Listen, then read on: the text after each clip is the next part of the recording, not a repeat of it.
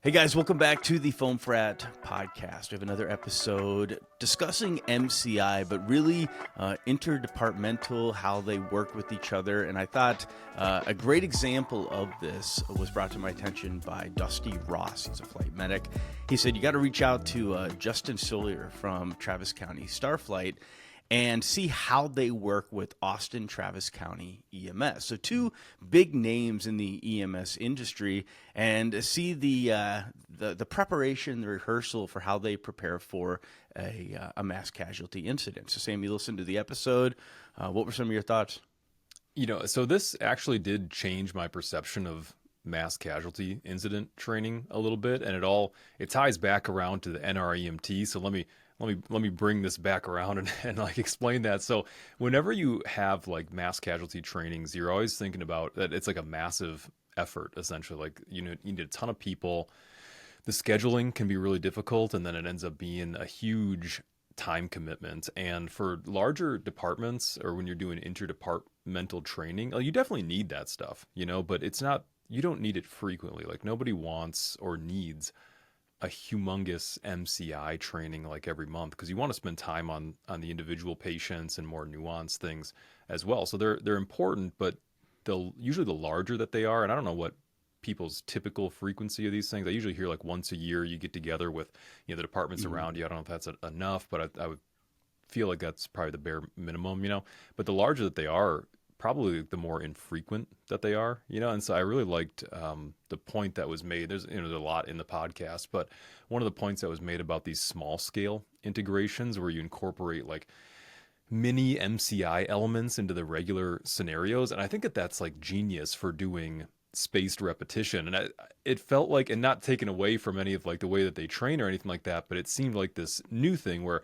let's say you have like a trauma scenario or something like that, and then with the trauma patient you think about the comms that go into it, and then you think about maybe triaging that patient, even if you're just working like a small scenario that doesn't take much to set up, and then you shift your focus over to the patient. It doesn't have to be a trauma patient. It could, you could think of any type of MCI or just start to triage anybody. But I'm thinking about that. I'm like, that's a really interesting point. And then it like popped in my head, the NREMT, like BSI, scene safe, MOI, NOI, number of patients, and then there's always consider additional resources. And so before the scenario, you can play with that framework quite a bit, where instead of just regurgitating this stuff like in an NREMT scenario or something, you could actually take those, and when you're planning out your scenario for your training, like take those and add just a little bit into the scenario. And it takes a little bit more planning, but I think it's worth it. And so it kind of left me thinking like, well,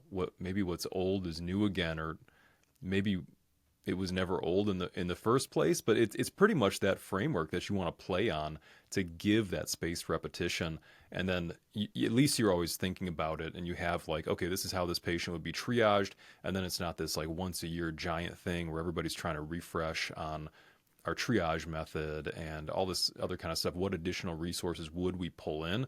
Like if you just take a little bit of extra time on the front end of planning your scenarios, I think people would be much more comfortable. Imagine if every department in the area was doing that. And then when you finally get together for like the big MCI training, like people have done this 11 other times throughout the year, and it's like been on their mind every single month. I think that's actually really valuable. So yeah, BSI, scene safe, that kind of stuff. I think it's actually useful.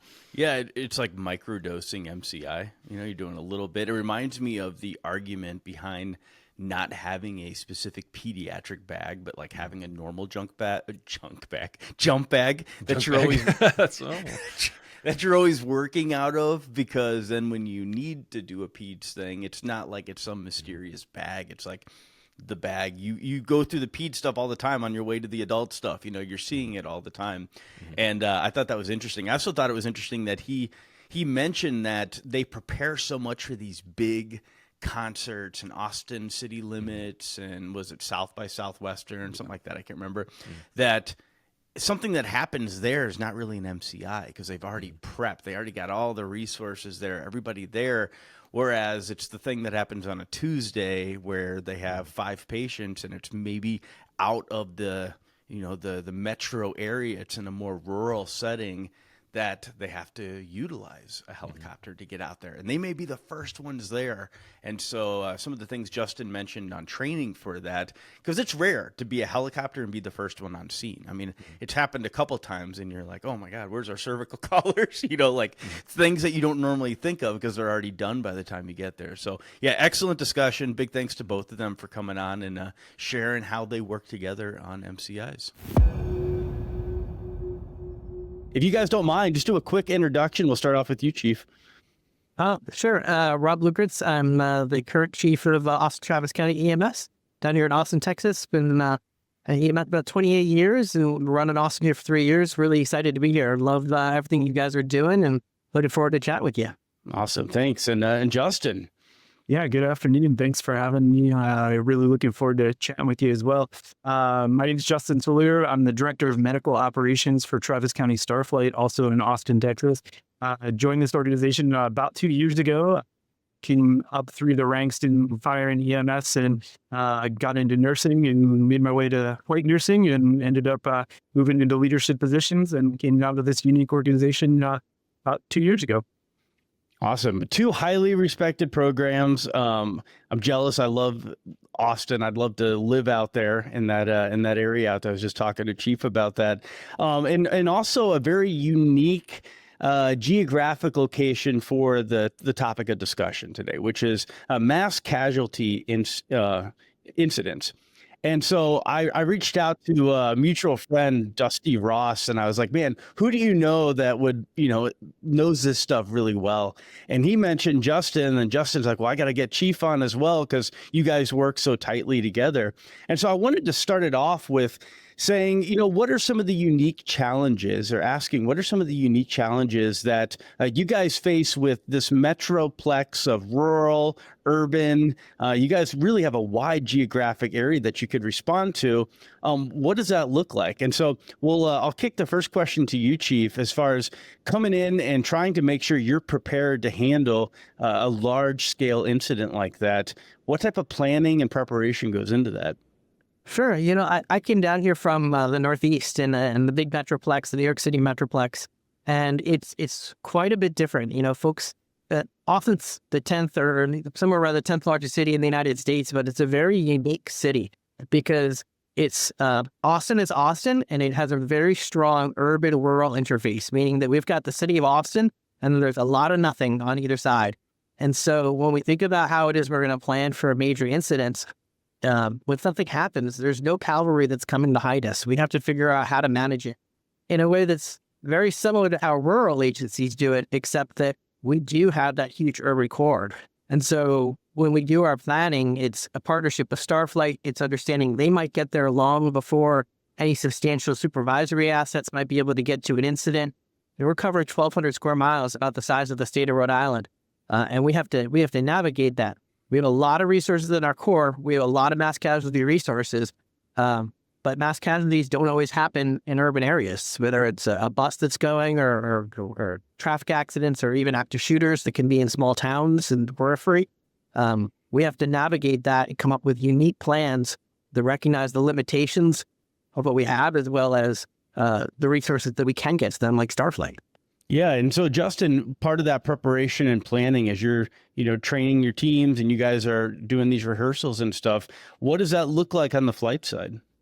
Yeah. So to that point, we've got a unique situation as far as air medical resources being used in mass casualty situations. A lot of areas, the system is built up that, an air medical resource has to be requested before it can get dispatched to an incident. So, you may have first responders arrive on scene, identify that mass casualty, declare it, get additional resources on the way, and that mobilizes those air medical resources, whether it be 1, 2, 10, whatever your incident dictates. Here, it's a little different. We're built into the 911 system. So as Chief Luckritz just pointed out, we may be the first or second ALS resource arriving on that scene, which is a whole different ballgame. If you're the, 10th EMS entity that arrives on a scene, you're probably going to be just involved in transporting a single patient or a couple of patients, versus us, you may have to jump in and start to help manage the situation and stabilize it, and so you can start to get pulled in different directions. So it's trying to identify how those things can be best how you can utilize that resource the best. What complicates it even more, it is, we've got some agencies like Austin Travis CNS that we work with very closely, and we've got some, training that happens together. We've got, the faces that we see on incidents day to day, and we've got that comfort level with them. And then we've got other counties that are in a whole different ballgame, that are very rural, very have limited resources, and that need from their perspective and that relationship is a little bit different than what we face day to day with our local partners. So it's a challenging environment for medical, and very interesting compared to a lot of other places. Yeah, and I would imagine with the size of your roster, Chief, that you guys have, turnover. You got people coming in, people leaving, and making sure that everybody's on the same page when it comes to, this is the triage system we use. This is how we use, Travis County Starflight. This is how we use this resource. And then let alone, you guys are not fire, right? You have fire separate from that you have to interact. So there's a lot of interdepartmental collaboration that has to occur. So my next question is for you, Chief. What system do you guys use when it comes to triage? Is there a specific system? Has that been over time you've learned, like, all right, we're going to go away from this and we're going to move to this because it works better? There's, START, RAMP, there's SALT, all of these different acronyms. What have you guys found works best for being able to play nice in the sandbox with multiple departments? Yeah, so I think that the key thing there is, regardless of where you are, just making sure there's interoperability. And so what we've done here in the greater Austin area is we have a regional advisory commission that it's not just Travis County, but the surrounding counties. And most of those are pretty rural. And so while the bulk of the volume that we see is in Travis County, like I said earlier, we might see MCIs in other counties, and we have to be able to respond to those. The last two MCIs that we've had that I can come to mind, were neither of them were in Travis County, but yet ourselves as Starflight were really probably the bulk of the resources on scene. And so that interoperability is critical. So we use Start Triage, but there's no particular reason except for that interoperability piece. And it allows us to make sure that, to Justin's point, if we may interact with a small ambulance service that might be a BLS ambulance with a single unit, and we've got, two of our district commanders and a number of our ambulances and two Starflight helicopters, that all has to be seamless. And so regardless of any turnover we have, we also have to recognize those are new people. And so doing that, and then also having that regional committee that we bring together so we know the faces, because in those smaller towns, it's going to be the leadership that's on the scenes of those arch incidents. They're going to have the local knowledge, and you never want to meet somebody for the first time on an incident, and being able to navigate that and have just a unified way of approaching things. Yeah. How often do you guys drill together as multiple departments coming together to practice and rehearse? We drill together multiple times a year at various levels. The city, county, us at Starflight probably drill more often. And from a regional approach, we do have a large airport in the area where we bring a lot of providers together for that annual drill. We have a number of special events, and that's a piece too, where we get the practice of planning and whatnot in preparation for those. And that really teases up as well when we can work with our partners and their assistance during our large major events to prepare for what might happen outside of a special event. Yeah, you had mentioned offline that you guys can prep for, you got a big concert coming in or some big festival or whatever, and you can prep for those and have, plan A, B, C, D, E. But sometimes it's the things that you're just not ready for, right? The things that happen just, spontaneously, and now you have to quickly grab those resources and respond to that. Speak to that just a little bit. Sure. Those big incidents, we do music festivals, Austin City Limits, South by Southwest, F1. Those are big events that we do every year. And we already have pre-assembled casualty collection points. And we have large scale incidents. We have, multiple victim shootings and other things that happen during those events. And we're prepared for those. And we have the right resources, and they come. And those, from our perspective, are not MCIs, although if they were to happen on a random Tuesday, they probably would be an MCI for us because I don't have those necessarily set up. But having those experts and having trained in what a casualty collection point should be, the fact that we do it, 5 times a year means that those staff that show up on an ambulance that probably 3 weeks ago worked in that casualty collection point at South by Southwest know how to run a casualty collection point when that, bus accident happens. And it really facilitates our ability to make sure that those incidents occur. But for communities that don't have that, so I could share with you the big city perspective, but also just that ability to train and partner and prep in those incidents that happen in a pre-planning, like a special event, no matter how big. If you plan it and you do it and you exercise it there, you'll be so much better at it when a large scale incident happens when you're not expecting it.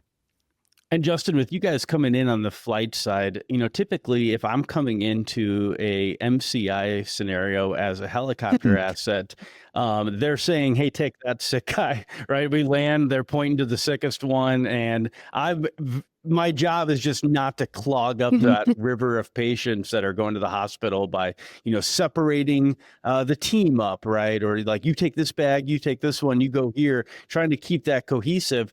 But if you're the first person responding, which you very well could be in some of these situations, outside of law enforcement, that's got to be a little bit different of a role, right? Because you're actually playing the role of triage now. Is there situations where you're also taking over command initially until somebody else gets there? Like, what does that look like? Yeah, so taking over incident command, something we talk about frequently. It's fortunately something we don't encounter all that often. Usually there's at least some first responder that has some company officer training or, something to that level that's able to step into that role initially. Now, what their level of experience is with managing an MCI, that's going to be all over the place. So, it's hard to know what to expect there. But, like any of our incidents that we're involved in, we're there to support those first responders in whatever they need. And so that may need some support in getting those initial systems in place at that scene. So, helping to set up triage and get it going, helping to set up a treatment area before starting to move patients, depending on what the situation dictates. So working with that incident commander as soon as we arrive to kind of help determine what those needs are. And that's going to be quite different depending on the time of the incident, the location, the type of incident, and what those resources are facing. Your accident that is in a rural area that has 5 patients may be something that, you and those first responders are able to manage pretty quickly versus a large scale, event to a mass shooting and that kind of thing. It's going to be wildly different. I think one of the, to your question earlier about, how do you drill for this?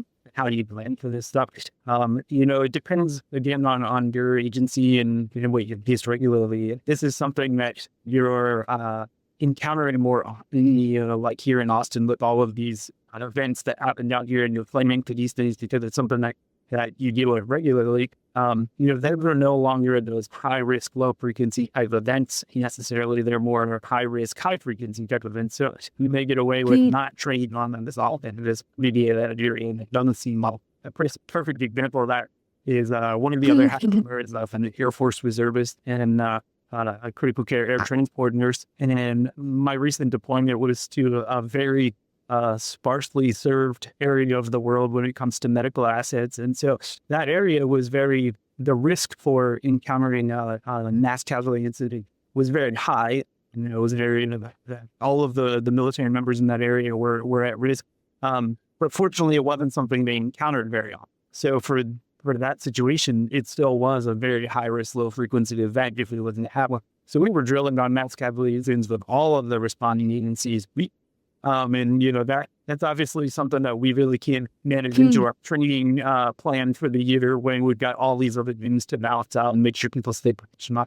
So I think one of the other opportunities is to look for little ways to inject some proficiency training in other things. So, maybe you've got a training scenario that's not an MCI exercise, but you can inject a little part of that, like the triage algorithm or, how to use your communication system when it comes to MCIs or something about incident command or whatever that may be, but inject it in little pieces of other training. So, for example, this last month, one of the training scenarios we had just had our crews go into that section of the app that we use to manage patients on a mass casualty incident, because for many of them, they haven't done the things they were initially trained on. And so just kind of knocking some rust off in that area and making them a little more familiar. That way, when they do encounter it, it's a little fresher. Versus, training someone in a big exercise and then not circling back to it for another year or 2 years, catching that person. I think that may be an approach that works well for some places too. Yeah, I was curious if you guys because you guys are using Pulsera down there, correct? And is it most agencies in that area using Pulsera? So with them, or you're not putting a tag like around their neck or something, it's a bracelet, right? Yeah, so all of our patients in Texas and in the region especially get wristbands that have a barcode to scan on them. And one of the great things, back to what Chief Luckritz said earlier, one of the great things about the regional approach here and having our regional advisory council for the trauma system is that they've kind of standardized that across our area. And so the approach they took was that the expectation is every single patient, whether it's MCI or not, you're treating them the same, and you're scanning that patient's barcode, and you're putting them in that app in Pulsera and being able to exercise that muscle memory and develop that muscle memory. So that way, when you do have that MCI, it's not something new, because what happens that you forget how to do it, you get clumsy with it, it's inefficient. So I really do like that approach that, instead of just using a tool for that one thing, we're applying it to everything. That way, everybody's comfortable with it. Yeah, how has the education, training, and all that been on your side, Chief, with people learning how to use that system? And there was definitely a learning curve on that. It was a change for us, but it's such a great tool, and it's something that we have in all of our academy training, and at this point, it's pretty seamless. We have zero issues with anyone. Or I should say, we're pretty consistent in making sure that those wristbands are on, and we haven't had any issues. So the training's gone well, and I think the staff understand, and the team understands that this is something that's really important for us to practice every day and make sure is available when we need it. And that follows them all the way to the hospital, and the hospital can scan it as well, right? Yeah. Yeah, that's a really nice system. Yeah, it helps with follow-ups and everything else, right? The more we're able to use it, the more we can have the continuity of where our patients are going. So let's say you guys are sitting down after a large incident, you're doing a debrief, and you're identifying common pitfalls, things that kind of clog up the nice flow of patients coming out and getting to where they need. What would you guys say you can identify as some of the common pitfalls that you see providers make of all levels of experience when it comes to MCIs? I'll kick off one, and I'll just say, in a couple that I've seen, not recently, but in the last few years, it's just that everyone is folks that show up on scene sometimes are nervous to activate the resources that they need, right? And to know that if you have something that could escalate, or you have something that looks like it might be an MCI, you're better off treating it as an MCI at first, and then downgrading it than waiting and then upgrading it, because you've got big assets. I think anyone that's, larger cities where you've got assets that might be unmanned or things that you're trying to bring, you got to call people in, or you got to get the right resource, drivers, other things to get them in. It all takes time. And there's no harm in getting the ball moving and ringing the bell and then unringing it. It's a lot more challenging if you don't ring the bell and then we're scrambling to try to catch up a little bit. What does ringing the bell look like? So here in the Minnesota, Wisconsin area, we have something called MABUS, which is the Mutual Aid Box Alarm System. And it's where you can call for different, level boxes. I don't know. The firefighters do it. But essentially it says you're going to get an ambulance from this place, a chief from this place, an engine tender. Is there something similar there that you can say we're going to activate a box on this? We do. We're a pretty large agency, so it mostly is within our agency. Yeah. We can go with outside our agency. There is the Emergency Medical Task Force, and, so we can call for strike teams in a very large incident. But here it's, if we think we might need Starflight, we need to get them rolling early. If we think we need, an ambulance bus, we need to get that rolling early, or mass casualty equipment. Getting additional district commanders or battalion chiefs on scene quickly, because, they have the expertise to be able to help facilitate in the incident. And you need those folks on scene, and you need often multiple folks with that leadership experience to get yourself out of that mindset of a provider, which is, I'm treating the patient, I'm treating this too, I'm treating the scene, and I need the folks that are focused on treating the patients to focus on treating the patients, and the folks that are focused on treating the scene to step back. And when you have multiple voices that are taking a step back, they can collaborate, you can really kind of remember those things that you don't. I mean, you forget you have some of these additional resources you can call sometime because you don't use them every day. And so, we do have that system too. We can declare different levels of MCIs. We have automatic assignments of resources. But regardless of your size and whether you have that ability, just getting those extra hands in place, anything that's going to take time, getting it moving early, and getting additional leadership in place that can bounce ideas off of because you're not doing it every day. And don't try to solve it yourself. There's no harm in a large scale incident, at least there shouldn't be, in calling in additional resources or phoning a friend or saying, hey, here's what I got. What do we think we need to do? And let's over address this rather than under address it. Anything you want to add to that, Justin? Yeah, I think there's the typical, being overwhelmed and paralyzed by, just the sheer volume of activity that's coming your direction, especially when you are in those initial stages and you've got to not only manage the scene, but manage the patients that are coming towards you or working their way towards you, or, the people asking for help that you don't necessarily have the ability to at that point. I think one of the overarching things is, to your question, is we sometimes fall into the pitfall of not using the things that we talk about in our AARs and applying them to future events, and learning those lessons and actually figuring out how to share those lessons learned. So then the next incident, we tend to do the same thing over again. But that's just with anything else. I think one of the things that we are challenged with is, just like on a medical call, if you've got a respiratory patient who is, they're tripoding, tachypnic and not doing so hot, they're really working to breathe. Sometimes you're in that gray area and it's hard to recognize that you've now gone into respiratory failure and change your treatment modality. I think one of the things that can happen on some of these incidents where, say you're first arriving EMS unit and you've got maybe 4 patients and those resources are not coming for a while just because of sheer distance or, they're not available.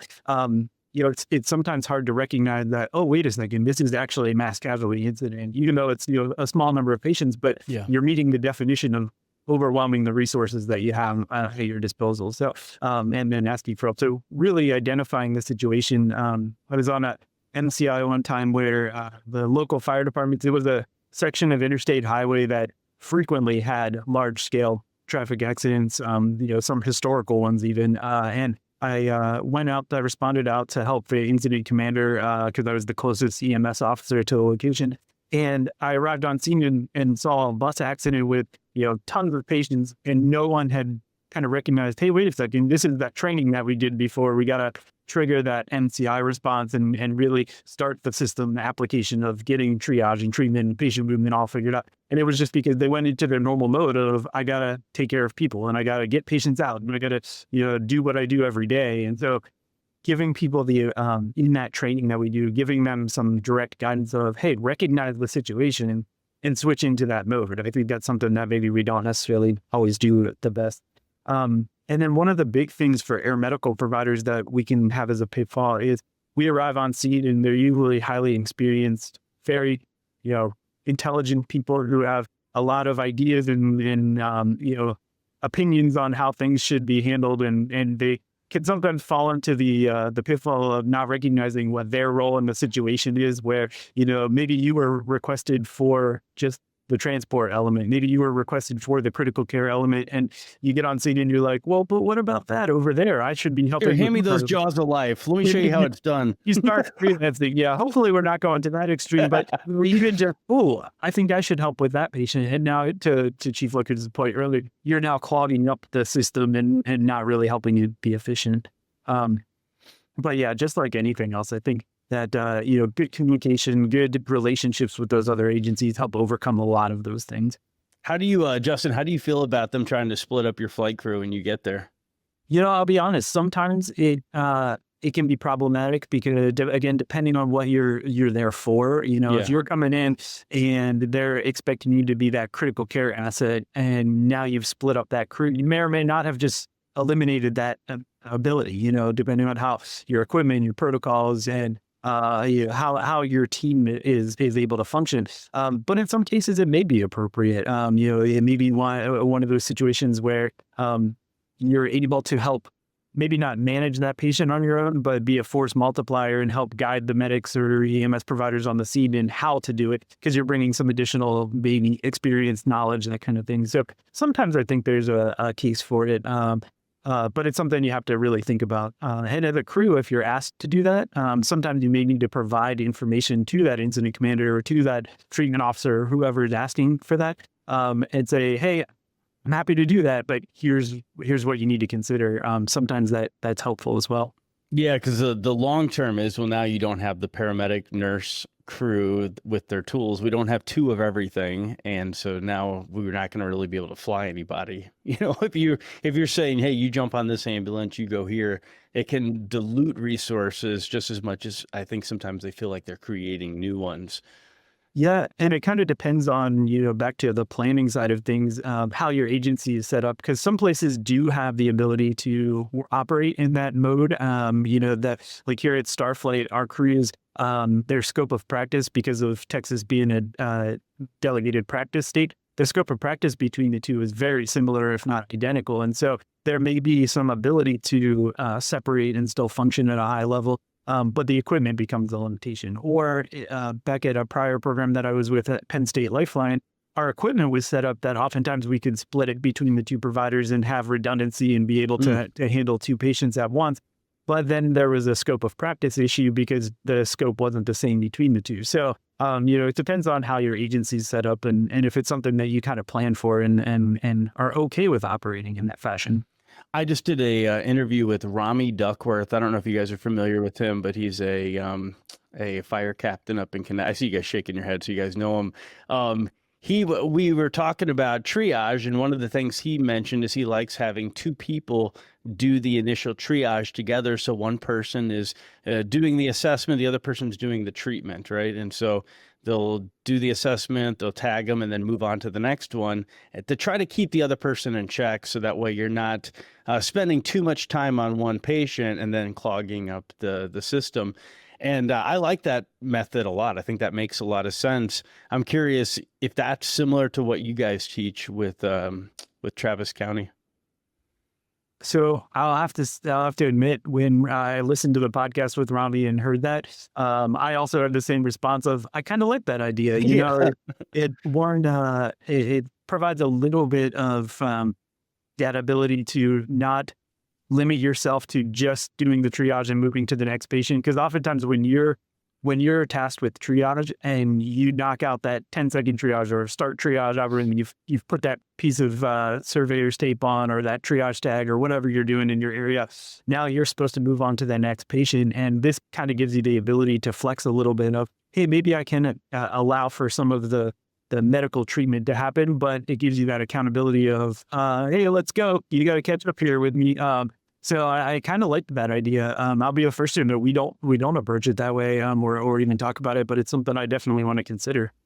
Yeah, you talked, Tyler, about what the things we look at in after actions, and often that's one of them. It's just the accuracy of triage. Mm-hmm. Having that second eye, that person that can push you along. It is just so hard as a provider.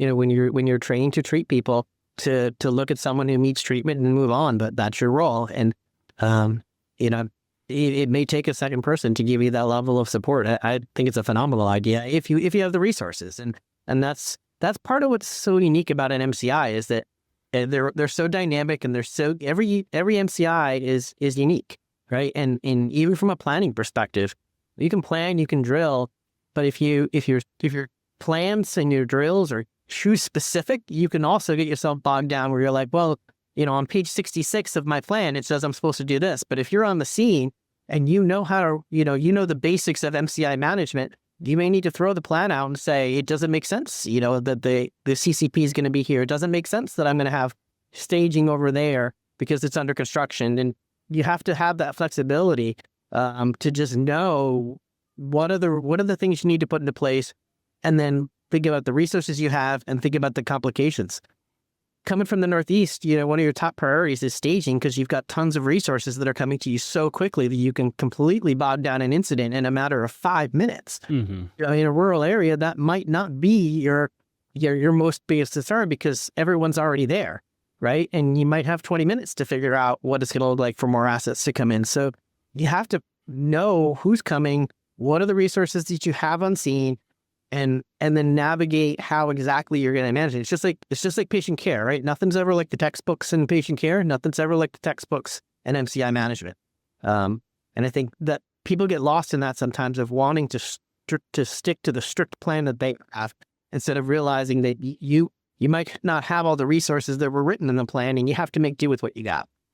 Yeah, with a lot of these active shooter events and planning for them, we've seen law enforcement change their strategy to now direct to threat, right? Go in to stop the shooting. As Rami says, stop the patient generator, stop the thing that's generating the patients. And it's interesting to see that because that's changed quite a bit in just, my time in EMS, seeing how we find these incidences and then we learn from them and then we apply what we learn to the next one. And so I'm always curious, like in large systems like you guys have, you have a huge incident that happens, what that means for the future of MCI training, because just like we learn a lot from medicine through war and stuff like that, a lot of these smaller areas that are maybe a little more rural learn quite a bit about how they handle stuff from larger cities like Austin. And so I was curious if you guys have seen any big changes or adjustments in the way that you approach those types of situations, just in your short time there with the city. Yeah, I mean, I think you're spot on how it is that we respond to things like active attacks, active shooters. Just one of the things that I'm impressed by here, is looking at how we respond to active attack and then the realization that yes, you need ambulances, but if you can flood the system with things other than ambulances as well, whether it's first responder type resources that can help with that initial assessment, we're not neutralizing the threat, but maybe getting on the rescue task force, getting, in there, getting the tactical medics on scene and doing all those things because the system's still going. And, we saw that in every single MCI that's happened in America is like, we talk about, the chaos of the MCI, but you forget that somebody still was responding to the person who fell down or the person that's having a heart attack. And what you asked about our unique nature here in Austin, yeah, I'm a big system, but I've still got limited resources and dedicate all of my resources to the mass casualty. And so what other options do I have to do that?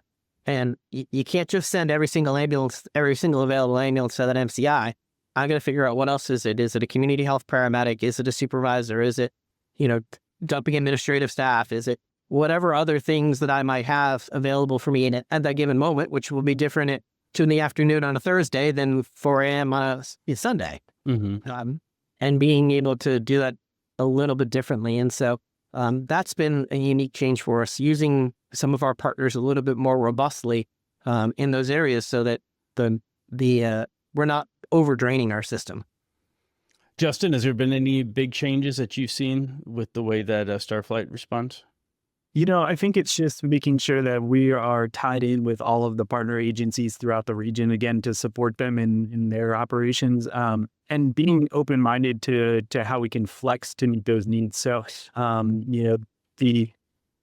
the way the region responds to these type of events on a very large scale event kind of dictates some of that, but the relationships with each agency, for the day-to-day type things can be a little bit more flexible. So for example, over this last year, and this isn't an MCI, but it's a lesson that we can learn for it. All of the responding fire departments that deal with wildland fires in the region started to collaborate in a way differently than they had before. It was a more real-time, outside of the normal, 911 request system, just to balance resources. So it wasn't necessarily for a response to an event, but it was to balance resources, because those communications specialists or dispatchers or whoever's handling, the 911 part of it aren't necessarily able to spend their bandwidth on that rebalancing, or don't know all the behind the scenes pieces of that to help do. So that was something that just the relationships that we build with these other agencies help dictate or help drive, which was valuable. And that's something that could be applied to these situations of, hey, you're not circumventing the system, but you're just kind of augmenting it with, I know that that Austin Travis EMS has these resources that could potentially be available. So now I know that I can ask for those, or vice versa. That's something, or a treatment modality that we have that, maybe we can bring to the table. They have to know about it before they know to ask for it. So those relationships are something that, at least in my time here, I've seen grow and seem to be in a much better position than maybe in past times here. And we also don't talk a lot about technology as well and how much that's changed. You mentioned Pulsera and how we're utilizing that. I mean, gone are the days, maybe still a little bit, right? But gone are the days of like you're writing on the back of the napkin trying to figure out where the patients are going, right? We've got more technology than that, of knowing what resources available. We have the technology. We're integrated with all the hospitals. We can see live real-time status of how many beds they have available. They update on a regular basis. We don't have to call them for the MCI status because they haven't updated, right? And use it on scene, the use of drones to reduce the search time. If you're in a large-scale incident, that's resource drain, trying to find out if there's any other patients when you have technology, or using Starflight, right? When they're coming in to give us their assessment from the air, because they have a perspective that we might not have on the ground. And pulling those things, that the documentation resources, the tracking resources, the visual resources, all that coming together from a technology perspective has made it significantly easier, or different at the very least, but certainly I would say easier to manage some of these large scale incidents. Yeah, we haven't really talked much about the dispatch system, but I know when I went out to San Antonio and rode with them for a little while, their dispatchers are like firefighter paramedics that have been on the truck or ambulance for a certain amount of time, and then they can actually go and upgrade into a dispatch spot. So they know the system like really, really well by the time they get to that point. I should ask, does your dispatch system have any EMS or fire experience? Is it similar to that? Yes, and all of our dispatchers are sworn EMS providers, so they're either EMTs or paramedics, part of the Austin Travis County EMS system. And our dispatchers, we recognize they're EMS providers. They went through the system. They're all certified, and they all are exactly looked at as peers, rank by rank, with everyone that's operating in the field. And we're dispatching Travis County Starflight, and so again, that integration to be able to have that level of communication. There's no second layer when you're talking to Starflight. There's no calling another agent entity to call another entity to reach out. They operate on our frequencies. They operate on our mobile data terminals. The crews can see where they are on their MDCs. It's a fully integrated system, so we know exactly what the whole picture of Travis County looks like at any given time. Justin, could you take one of their medics if you needed to? So we've done that in the past, certainly, and we're currently discussing that in a couple of unique situations. Sometimes that's an opportunity. Sometimes the barriers to make that effective are a little bit of a challenge. So, for example, both agencies work under separate medical direction and separate protocols, just by the nature of how they're set up. Yeah. And so you run into the potential for those to conflict, or okay, who's the lead on this? Now, was it the person who initially contacted the patient, had them perhaps handed off, and the air crew is now the primary caregivers? So there's a little things you got to work through in those situations, and we've identified some areas where that makes sense. The other piece too to consider in these situations is, what are you trying to accomplish with that? So you're bringing that provider from the ground on board for what reason? Is it something you could deal with in another way? Is it something that didn't need to be prioritized that high? Because now you're taking a resource from that scene potentially, and they may not get returned in a timely manner, just by nature of the distance and evolution. I was just imagining a scenario where Robert was there and he wanted to hop on the helicopter and, no, actually, to be honest with you, I was thinking about a situation, because you guys fly those 169s. And so I'm like, if you had to take more than one patient in a situation where you're like, hey, we got multiple critical patients and you needed to bring another one, if that's even a possibility to take more than one patient. Yeah, I mean, there's the room to do it. We don't, in our everyday operations, do more than one patient. I know there's places around the country that do and do that regularly because they don't have any other resources. We're fortunate here that, oftentimes we'll have other aircraft available to us to come in and back us up. And, they may be a little further away, but So we try not to do that because we know that then limits the crew's ability to focus on all the needs of the patient, and there's equipment limitations like you had mentioned earlier.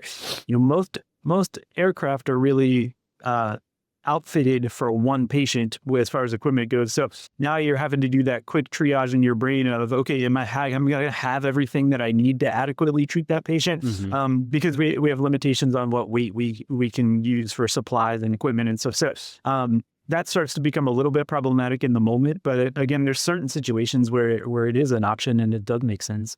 So talking that through for your specific environment ahead of time, running it through some chair flying evolutions of how would we handle this, that, hey, can we take that person or will it help us, that kind of thing. And on that note, kind of a little bit of a tangent, one of the things to consider with air medical assets coming to a mass casualty incident is the strain on the system itself to support the air medical operation. So, now you're using some of those fire and EMS and police entities that are on scene to help support the landing zone security. Does that help support, getting multiple aircraft in and out of there? And then if you're talking about now pulling extra providers, those are all considerations that may be adding on to the burden of the EMS and fire that are local on scene there. So just another consideration is sometimes air medical helps, sometimes it adds a lot of extra hassle. Mm-hmm. No, excellent points. Well, guys, thank you so much. I really appreciate it. Is there anything we're forgetting? Anything you'd like to mention before we wrap it up? I did have one thing that I think is helpful to consider too is, we talk about this work with other agencies, police and fire on this, and, the city and Austin Travis County EMS is doing some amazing things with their response to, law enforcement and MCIs, active shooter type event. And it's a very proactive approach. One thing to consider is just making sure you are not pigeonholing yourself in your planning. And what I mean by that is, making assumptions of what fire department will be available to do during an incident, or what police will be available to do, or even them assuming what one of our agencies can do. Perfect example is, during a mass shooting, fire department is probably going to be available to help with some triage, to help with some patient treatment, to help with moving patients or securing, a good flow of patients, that kind of thing. But if you that mass casualty over to a multi-vehicle accident with lots of people entrapped, well, now fire department has their own things that they need to handle. And so you can't really assume that they're going to be available to you in the same way. So just making sure you're talking through those needs with the other agencies, because that may not be fully understood until the important part of the planning. No, great point. Chief, any closing thoughts? Yeah, I'll just also add real quick. Sometimes MCIs can be predictable, right? And, when you're looking at things that happen, you're going pre-planning. I think of our big weather events, and if you've got something that's coming up, try to anticipate where are those things that might occur. If it's a massive heat wave, and you don't have a preparation for what you're going to do for mass sheltering, you know how that's going to play out. And on the same thing, if it's an ice cold event, as we're dealing with right now, if you don't have a plan for what happens if the power goes out or if the water breaks, and what you're going to do with the medically vulnerable, that's going to become an MCI for you, and it's not going to be on the side of the road. It's going to be throughout your community. And man, trying to manage a community-wide MCI is a lot harder than trying to manage an MCI on the side of a road. Well, you guys do have a huge homeless population. So as soon as you start getting into the very cold and very hot, that's automatically almost going to overwhelm your hospital system. Yeah, and so for us, we have to be so proactive in that. And we go out throughout a storm and just revisit individuals that may not have wanted to seek shelter to say, how about now? How about now? Like, how do we get you out? Because when the snow hits, God forbid, here in Austin, and then something happens, it's so much harder to get to them. You're putting your crews in danger, all of these other pieces. So if we can try to get ahead of it and try to do those things, I think it's critical. But, MCIs they range from small for small agencies to big for big agencies to everything in between, to 10-minute MCIs to 2-day MCIs or 4-day MCIs. And they all look different. And, every community is unique and needs to plan kind of to who they are. What we do in Austin and Travis County and our partnership with Starflight, it's a unique system. You see one EMS system, you've seen one EMS system. And regardless of where you go, you got to think about what your community needs in order to do that and plan how it is you respond individually. Awesome. Well, thank you guys so much. I appreciate it. Thank you. Appreciate your time.